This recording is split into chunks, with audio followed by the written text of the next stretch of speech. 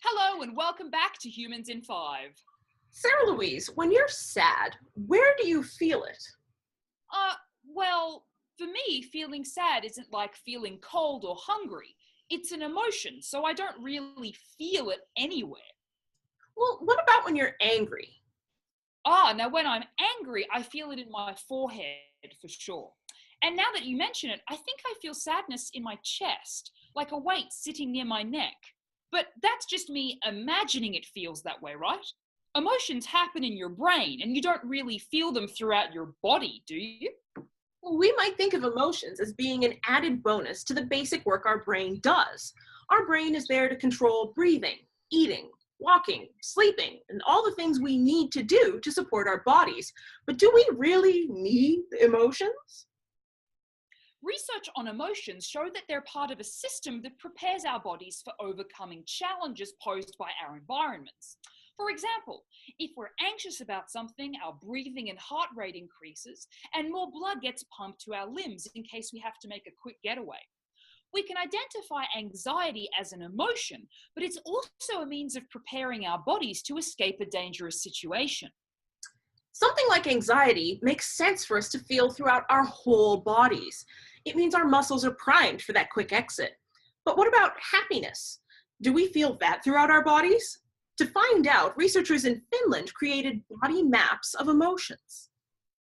Participants in the study marked out where they felt emotions like anger, sadness, shame, disgust, happiness, and love on the body. The red tones show more physical sensation with specific emotions, and the blue tones show less physical sensation. There are some other indications that our bodies respond to different emotions too. Photographer Rosalind Fisher decided to look at the structure of her tears under a microscope. She cried tears of grief, joy, laughter, and irritation on some microscope slides and took photographs. She found that each type of tear had different microscopic structures. For example, tears caused by chopping onions looked very different to the tears caused by grief. Previous research has shown that tears can be categorized into 3 types. Tears of grief and joy are called psychic tears and are brought on by extreme emotion. Basal tears are released continuously in small quantities to keep our eyes lubricated. Reflex tears are released as a form of protection for the eye when there's an irritant close by, like dust or onions. Psychic tears have even been found to contain protein-based hormones such as leucine and kephalin, a natural painkiller that is released when the body is stressed.